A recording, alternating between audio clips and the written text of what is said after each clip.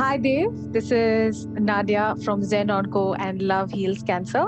We guide cancer patients on adopting an integrative oncological treatment approach. We help them find the balance between mainstream treatment and complementary treatment approaches. We help patients with our team of oncologists, lab experts, nutritionists, and other healthcare professionals so we can improve the treatment outcome of the patients, right? Sure. We also help in connecting patients with other cancer warriors and other caregivers like yourself here today, who would have only known and gone through this journey. And we hope to address all their queries through our videos like this. And it's such an inspirational journey that they go through, that Sure. if we're able to speak to them upfront and know exactly what they went through, it might in turn inspire another person and uh, help them get what kind of motivation and inspiration from it, right? Certainly. Right. So today, Dave, the podium is yours. You have the entire world listening to you. You have me listening to you through.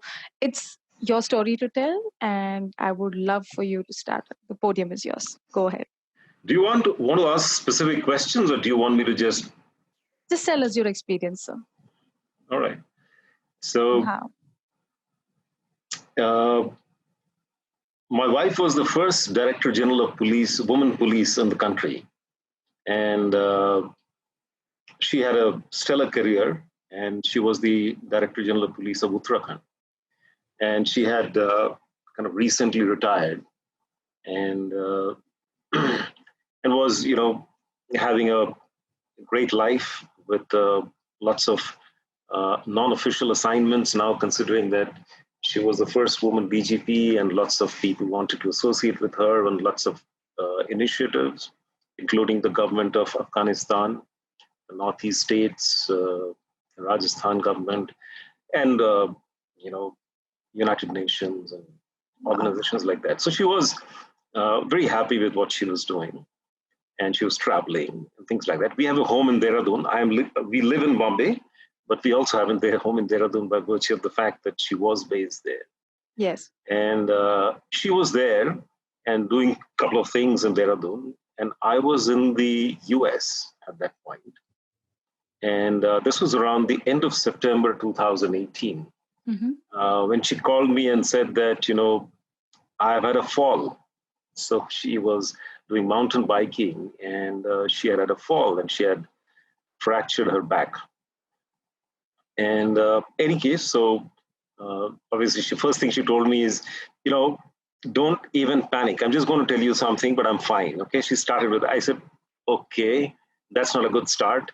So what do you mean you're fine? So she said, I'm lying on the road and my back's broken, and I've just called the police officer in the nearby police station. He'll come and help me, and he'll go to the hospital. I think my back is broken, but that's okay. Doesn't matter. So that's how it all started.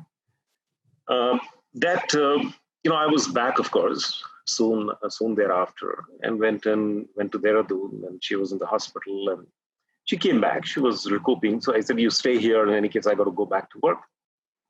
And as soon as you recover, then you sort of get back. So I think this was in June. So it was for about 3 months that she was kind of laid up. And as she was recovering and ready to come back, then she had a get together with all her police officers of Uttarakhand and UP. It was a big get together, and she was going back to Bombay or something like that. And next morning, when she was getting ready to pack and leave soon after, she called me and said that, I'm having a kind of a shivering in my right hand and a sort of feeling that, I don't have quite the control on my right hand. So I said it can be connected to the fall, because it could be a neuro kind of issue connected to the spine. So we should get an MRI. And I talked to a doctor there, and I talked to my doctor friends here in Bombay. And they said, I think it's better that you get the MRI done here. It'll be much better in Bombay. You'll get much more professional, advice after you get the MRI done. So we got her back here. And I recall it was the 15th of October. 2018, and we went and got an MRI done. And the neurologist called us the next day, and he told us to sit in the waiting room, and he called me in and he said, "I'm sorry, there's bad news. This is glioblastoma, and it's an advanced glioblastoma, and we have to go for immediate surgery." So, of course, I didn't know what glioblastoma was. And, he said, "Here's the report." And I just got the report and gone straight to see the neurologist. So I hadn't had the opportunity to really see what it was, although I had just glanced, but I missed that main thing. And then, of course, we went back home, and I told her that this is what the situation is. And the brave girl that she is, she said, "Yeah, that's okay. We'll see. We'll figure it out. How bad is that?" So I said, "Let me read up and let me understand." So obviously the next 2 days and nights went into understanding what it was, and we had to get back to the neurologist in Hinduja Hospital. So after much deliberation and reading and researching and this, that, and the other, and so we went back to the neurologist and we had a meeting in which, of course, Kanchan was there. And she said, "Of course, I know what it is. So now tell me, what is the prognosis? What is it that you can do, and how much? What is the real situation? Just tell me as it is. It doesn't matter." So he said, "I think resection or surgery is absolutely essential, and followed by RT and chemo.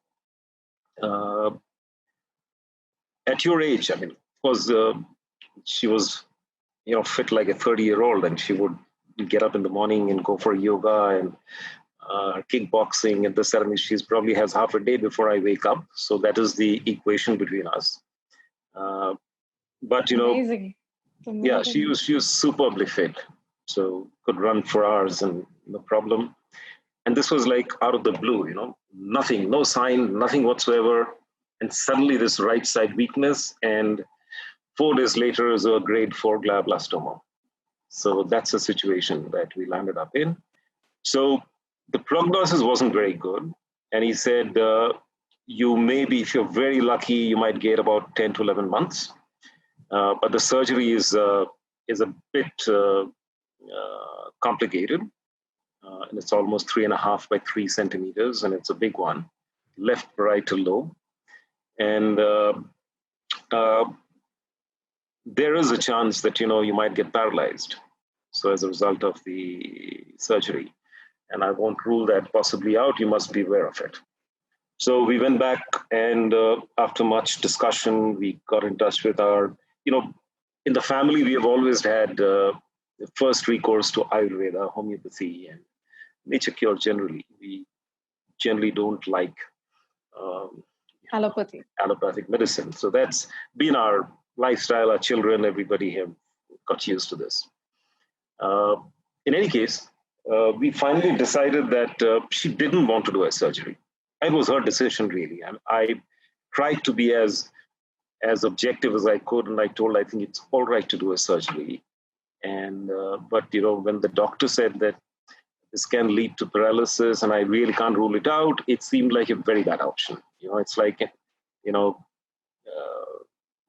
the chances. Yeah, really. You really aren't giving too much hope. So that was so we decided not to do a surgery. And then after that, it took about, she was actually, started to improve as we started. Okay, we then went into a deep research on what kind of Ayurvedic medicine works. And, we also had some contact with Yeshi Dondin, Dalai Lama's Tibetan doctor. Right. So we connected with him. He said, "You come over." But, and by the time she was feeling much better, incidentally. And it took us about 15 days to sort of sort out what are the treatments we're going to take, which included Ayurvedic treatment from Dr. Narayan Murthy of Shimoga, Karnataka, and another Dr. Ayurveda Acharya, Ajay Vashisht from Dehradun, and Yeshi Dondin from what's the place? Uh, McLeodganj, right? McLeodganj. So these were the three that we shortlisted, and McLeodganj required her to go there. The other two didn't actually. I mean, you could manage without.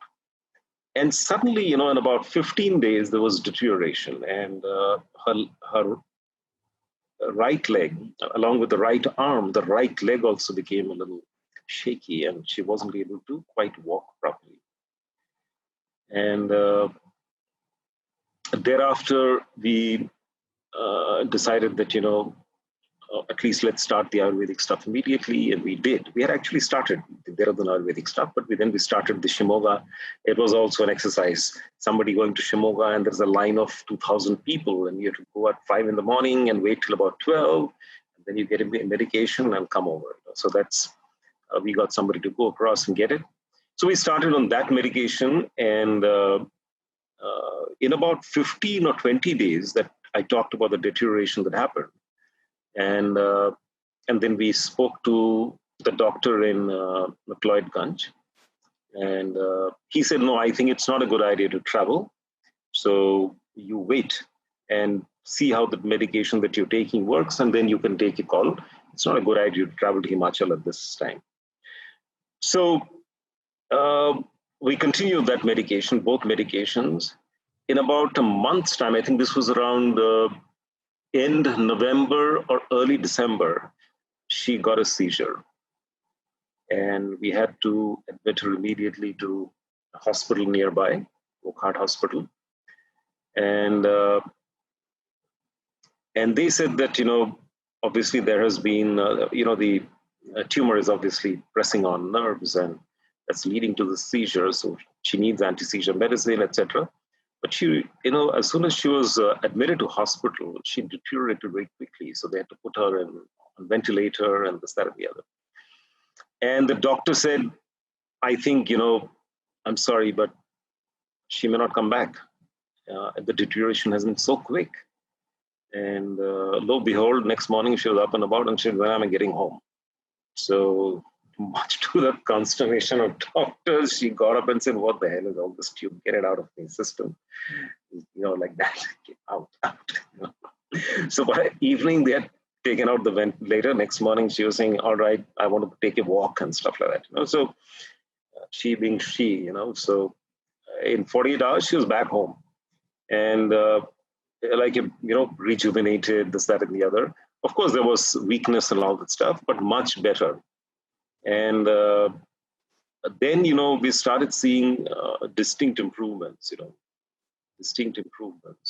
for about a month, after which, again, the deterioration started. And then we decided that, we have to now see if we've done the right thing by allopathy, full circle. So I talked to my friends, the neurologists here, the radiation therapy, the radiologists and all that. And we decided that it's fair and fine not to do the resection, but we should do chemo and we should do radiation therapy.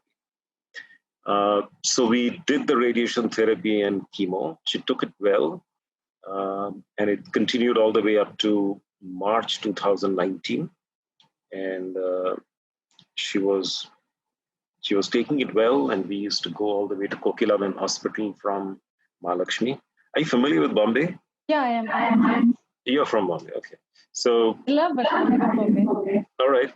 So, so it was a long distance trip that we had to make every day, but that's where the best quality radiation therapy is available. So we did that, and we did the whole course. She did chemo, and then we moved over to simple oral chemo, which could be done at home. And she took all of it well.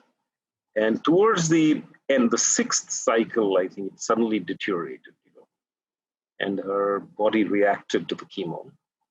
And in spite of all the efforts that we made, the deterioration was very severe. Weakness and, general failing health. So that's when things got pretty bad. We had to stop the chemo, and the steroid dosage, etc., had to be increased for her to be. And she was constantly on watch for seizures and things like that.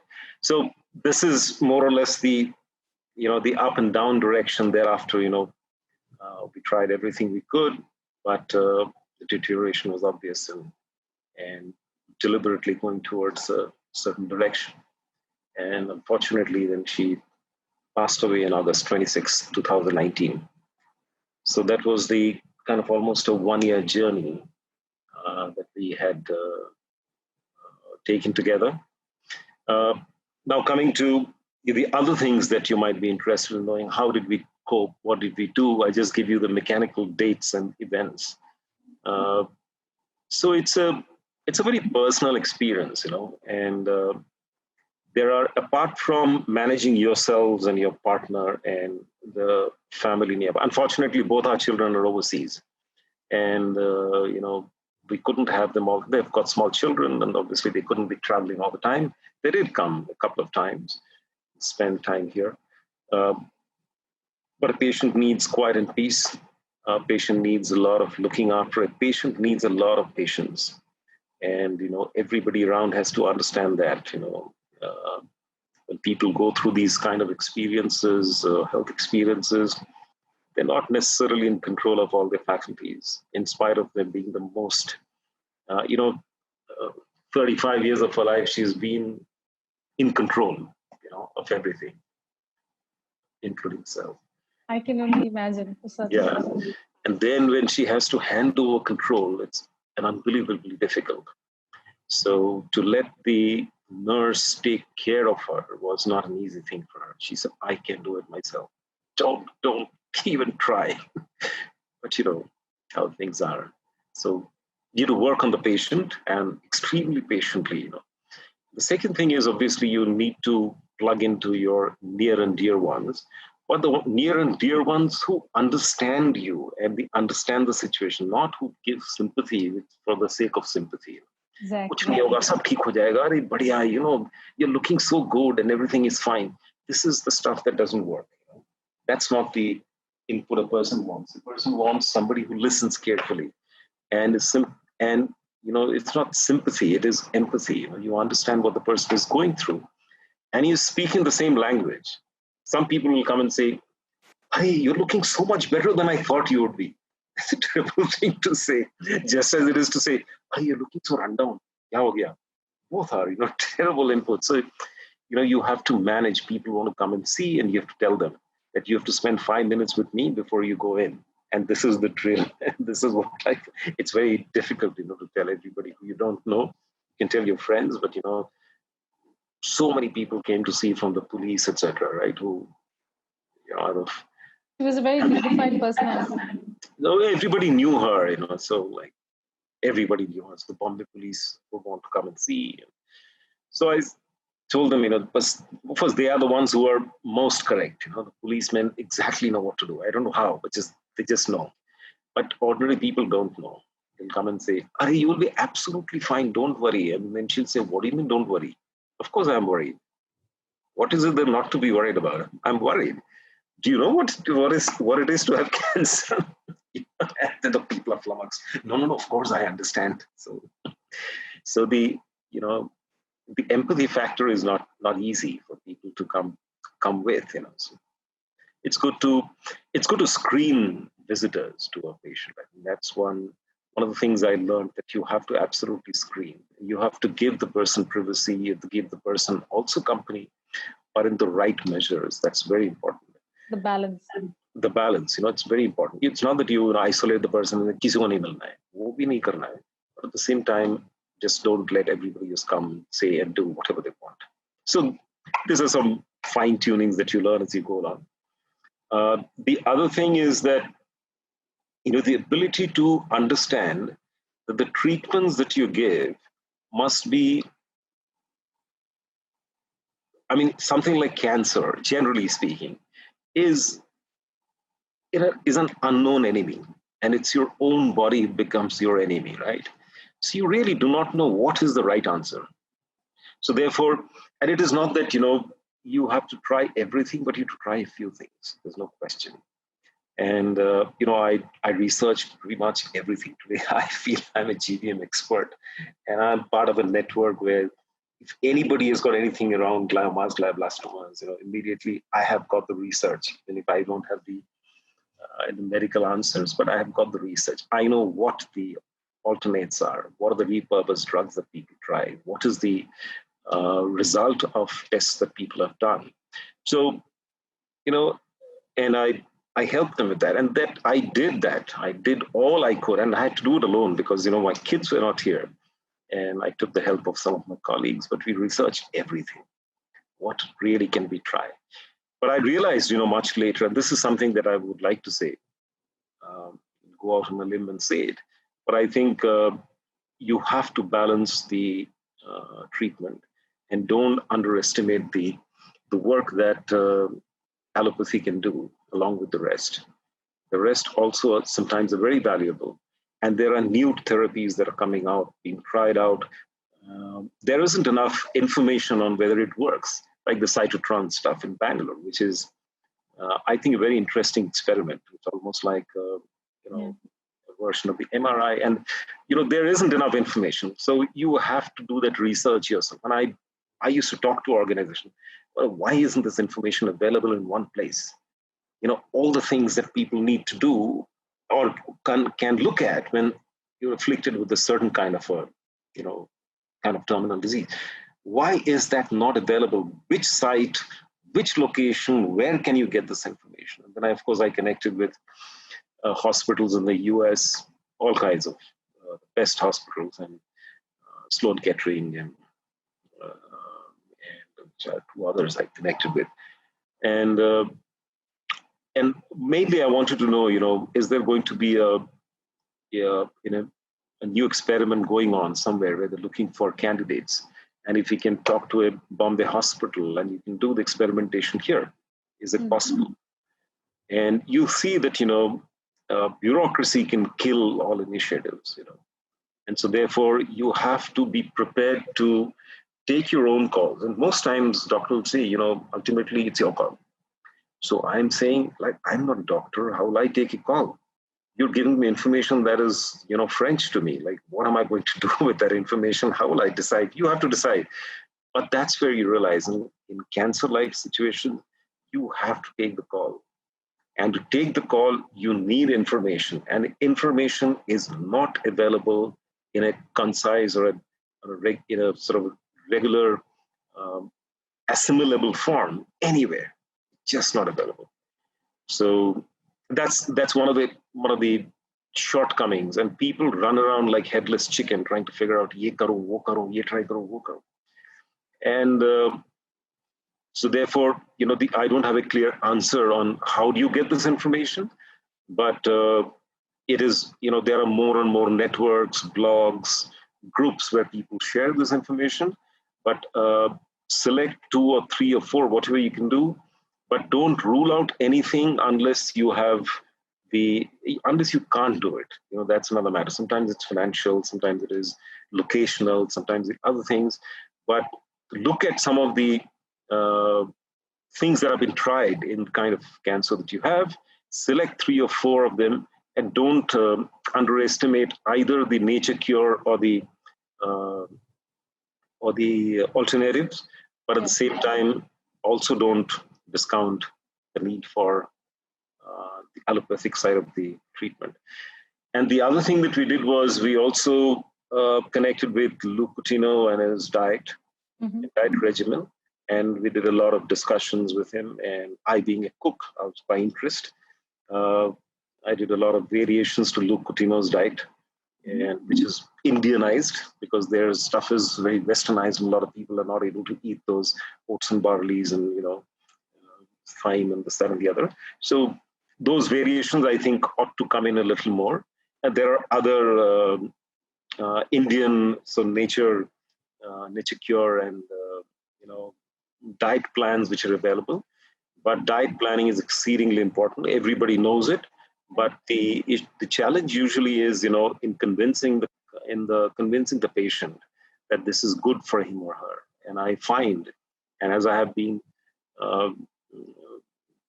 perchance, like I said, now I get involved in a lot of other people's cases. And there are so many cases that I'm involved at any point in time. And I find that many patients are very impatient with such regimented food. And then you have to be very creative about how do you get them to eat something that they like, the tasty stuff, but at the same time, you're making sure that, the wrong ingredients are not going into the system. And that's a very important element of this whole journey. Yeah.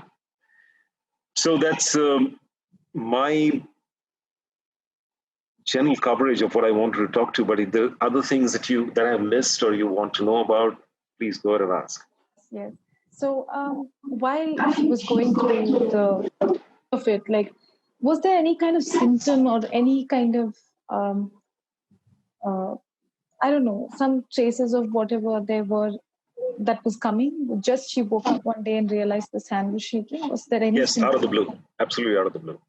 It's just one morning she used to try lots of things. So she was she had a music teacher and she was doing playing the harmonium. And she said, "मेरा right hand चल ही नहीं रहा है, ये क्या हो गया?" So that's how it started. Just that morning, the night before, I told you she had a party and they danced and did all kinds of things and there was no problem. Next morning, while doing the music, her right hand was not working. So that's when she called me and she said, "My right hand is not working." Till that time, there was zero indication. She had, but I think, when you look back, you say that sometimes she used to say, "I've got a headache, I just want to lie down, I feel I'm tired, I'm not." But you say, "Cha, theek hai, so jao thoda sa. Prosin kha lo." In retrospect, you think, "Oh my God, I should have paid more attention." But really, do you pay attention when somebody says, "I've got a headache"? You don't. Right. So that is the nature of the beast. There are some innocuous signs that you don't really identify at the stage. Much later, you get to know, oh my God, it was linked. It probably was, but there was nothing else, really. Mm-hmm. And nothing stopped her from, getting up. I was telling you that she was going mountain biking. Like, what would you say to somebody who's going mountain biking? Uska koi symptoms hai? Koi chance nahi. It's amazing. Her spirit is just amazing. Like, yeah, she was very absolutely. Yeah. And you said how old was she at this point? So she was 69 at that time. Wow, that is something really that must be appreciated. This person's spirit is just so you would much. never think that she's more than 45. Oh wow, it was just a number thing for her. Yeah, absolutely fit, running. No, she's never had an aspirin in her life. Never. No medication, nothing. And the only medication that she went through was because of finally towards. That's it. And of course, she had to take some painkillers when she had that back problem. Mm-hmm. Otherwise, no medication, never. She's amazing. She never had a soda in her life. She would never have tea in her life. Her food regimen timing is like perfect. Never ever. Doesn't eat non-veg, doesn't eat this, doesn't eat that. She's very careful, but very easy about it, but very careful about her food. You never know that she's not eaten the stuff that you put on the table. But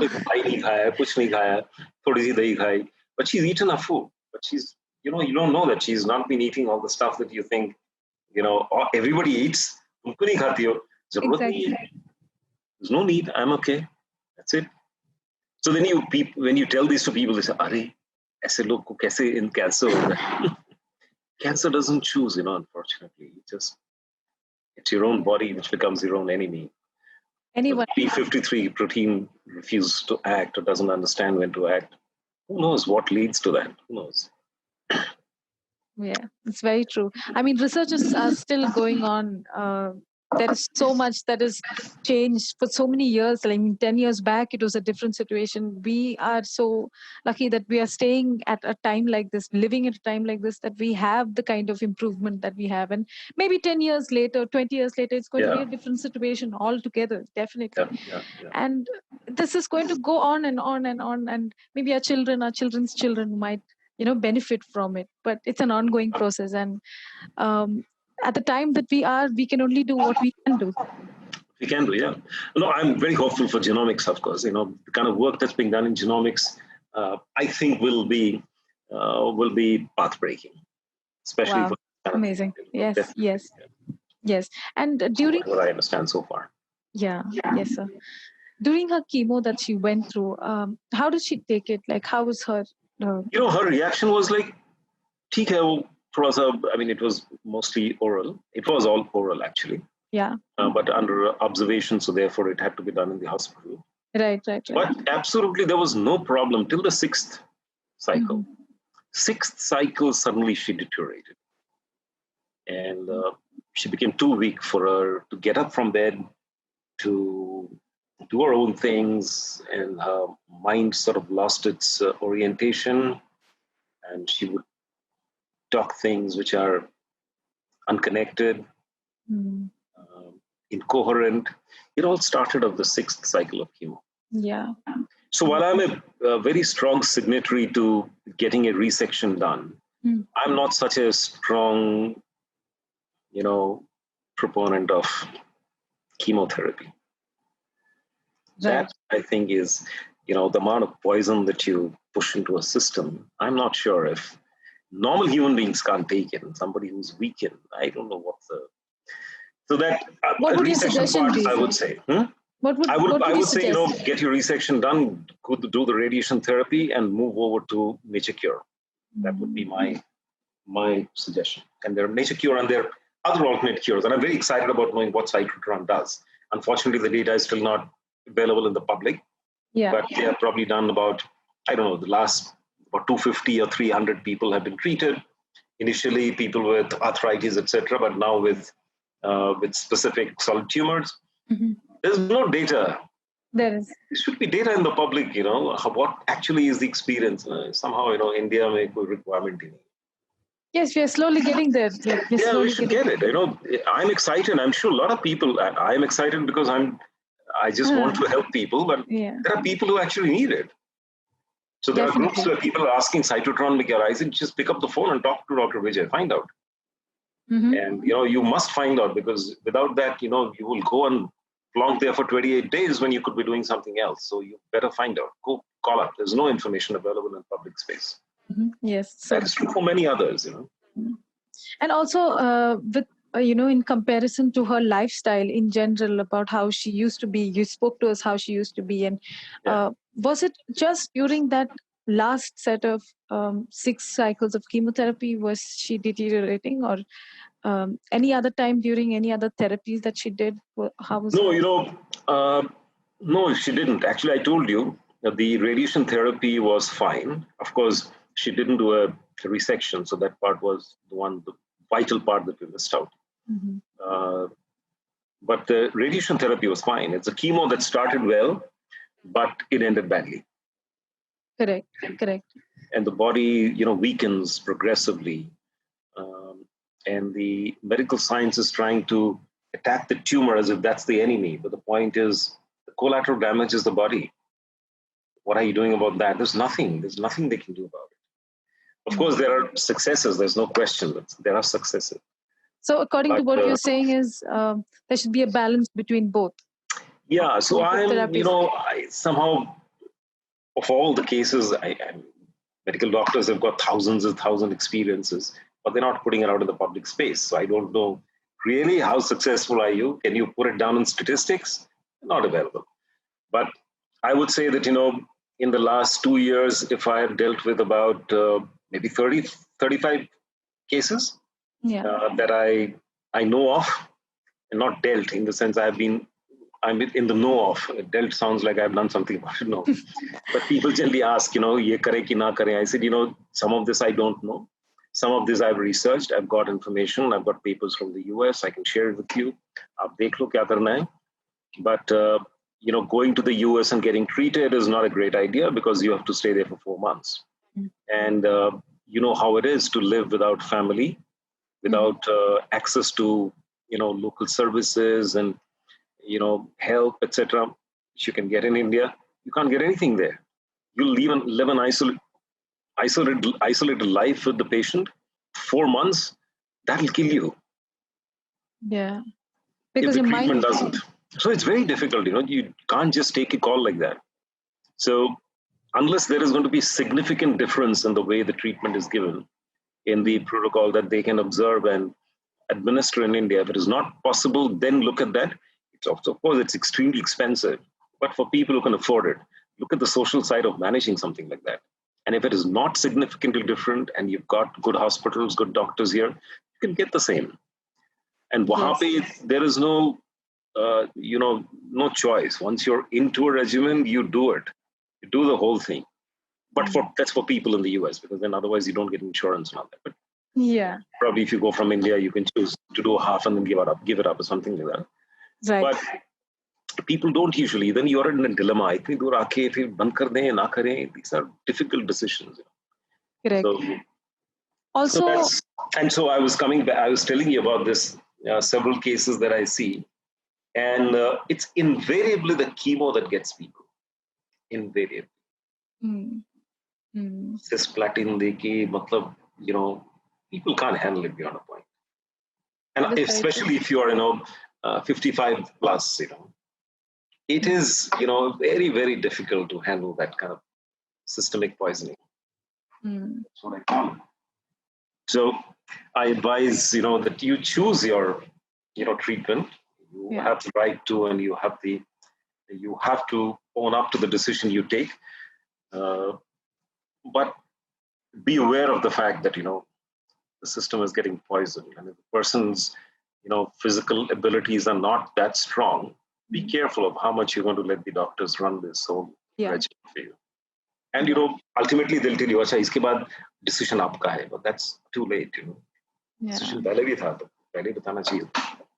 So anyway, so that's my observation, but empirical observation. Don't take it too seriously. No. What I've seen. We're just having a talk. This your podium to say what you feel, your experiences. Sure. Yes, and as far as I have noticed in this conversation itself, you have come so much at peace with the kind of work you're doing outside for people dealing with cancer, helping them out. I feel you're honoring her in a lot of ways. You're taking it forward. You're paying it forward, which is a beautiful thing to do. Let me just say it because you need to know that. Yeah. Thank you. And it is a beautiful thing that you're doing, and the kind of strength that you have as a caregiver who's been through. Because, in all honesty, would you agree with me or not? Caregivers do need some kind of counseling, and because they also I think there is you're right. So so there's the other side of the whole enterprise, right? Kanchan and I, we went through our enterprise of handling this new ecosystem of such a difficult disease. And I think both of us, I'm talking about something that may not be in your agenda, but still the need for probably accepting that there is a spiritual side to us that we need to also address. And we also got, then we realized after 35 years of marriage, we were getting so much closer than we got for 35 years. Can you imagine? So 35 years we spent for about 15 years, she was traveling all over the place, posted in all different places. And I was in Bombay, I was in London, I was in Toronto. So we were married and staying together for half the time, literally. The rest half the time we were traveling in other places. And that's nuclear families today, where husband, wife work and people travel. It happens, It's not unexpected. So where is the deep connect that you get with each other when a real difficult situation arises? And then, what is that which holds you together and holds your sanity together? And that invariably is something called spirituality, which was intellectual earlier, but now it was experiential. So even lying down on the bed next to each other, looking at the fan and letting it, and counting the number of times it's going around, and just taking your mind off everything else. And so then every 5 minutes, how many have you counted? Okay, so it's like counting breathing, right? It's the same thing that you do in the Vipassana. But we used to have these fun things to do. And you realize that, that spiritual sort of walk that you do actually holds you in a path of sanity. Otherwise, you can go mad. Every day is a new day. You don't know what's going to happen today. Is it going to be a seizure? It's going to be suddenly, saturation levels have dropped, oxygen is required. You just don't know. So you can, just fall apart if there is just one person, 1+1, and there is no other sort of family member to take the load, etc. But this is I think the other side of the whole uh, caregiver and patient management environment that is extremely important to address. You have to appeal to your higher levels of consciousness to take you through this journey. Otherwise, it Get can sidelined. be difficult. Yeah, you get sidelined a lot, the caregiver side of you. And I'm just so full of like gratitude towards you for having this talk with us, because it's a huge, not a lot of people would come online and speak so powerfully, so full of strength, at the same time being vulnerable as well. It is so powerful, sir. And I must really, really, really thank you, because like you said, you went through this one-on-one, like you the other support was your your friends, I suppose, because that is what you said to me before, that they helped you get to different places and try to figure things out better. But at this point, the kind of knowledge you possess over this, the kind of help and the kind of paying it forward that you're doing right now in honor of your wife is beautiful to me. It is, I think, molded you into the person that you are today. It has brought you so much. I think she wouldn't have wanted it any other way, I guess. I think so, yeah. Yes. So, and she would have done the same if I was in that position. She would have done the same. So, and she's been kind of an inspiration for so many people, so many young girls. There was a television serial called Udan in 1988, 89, 90. Yes. Many years ago, I produced, and it was a life story based on her. Oh. And it is, in fact, being re-televised as we speak every Sunday at 8 p.m. on Doordarshan. Oh my God, I'm watching. So, it tells you about that life that, it inspired thousands of girls to get into the police. She was the second IPS officer into the police after Kiran Bedi. And Kiran Bedi next year was her. And after that, slowly today, the number of people who apply, and you ask people, why did you join the police? So after watching Udan. Very funny, But, so she's been an inspiration. So, and so are you today. What else is my choice? So are you today. Let me just remind you. Okay, thanks. Yes. So are you today, honoring her, telling us her story and what you went through as well. It is so personal, and it takes a lot of strength, a lot of courage to be able to speak your truth out there. Thank you so much, sir. Thank you very much. Thank you really for taking this time. Thank you, Nadia. Thank you very much. Very kind of you. And I think you people are doing wonderful work. And there is so much to do, and whatever you do is always beautifully, contributory to this world of, things that people don't understand. The average person doesn't understand. It is something that happens to someone else, till it comes to close to your family. And then you realize, oh my God, I wasn't prepared for this. Yeah, you weren't. And that's how it works, And you just stand up at that moment and do whatever you can. Yeah, that's pretty much it. And a lot of people don't have the time, don't have the ability to take a call. And at every stage in this disease, you have to take a call, informed call. Right. And people run helter-skelter trying to get the right advice, or even the information, forget about advice, and decode that information in language, that simple language that they understand. How do we do it? So ultimately, people leave it to the doctor, usually an allopathic doctor. It takes you down a path, and then at one point, you start getting reservations about it. You have all kinds of experience. I understand. I mean, there are so many different experiences. Organizations like you are the ones who people must be able to reach out to get that little help to sort things out in their mind. That is the Means a most lot, sir. important part. Means a lot. Thank you Yeah. so much. Thank you Thank you. so much. Thank you so much for taking this time out. You have such a busy schedule, I do understand. And you've taken this time out so diligently to be with us and talk your truth. I mean, kudos to you, sir. I really have to applaud you. And Not at all. I I've do. taken too much time, so that part you No. got to edit out Yeah. the Yeah. amount of No, it's stuff okay. I have said. But thank you very much all the same. Thank you so much. Have a good When evening you called me, and I take said, care. this is a conversation I must do. Yes. Thank you. Yes. It's always good Yeah. to get it out. Yes. Have a good evening here, sir. No, because it would probably benefit you. My system is all right. It doesn't need Yeah. anything to be got out. I'm fine with it. Thank Yes. you. All right. Bye. Thank you Take very care. much. Be Bye. safe. Keep inspiring all of us. You too. Always. Take care. Bye.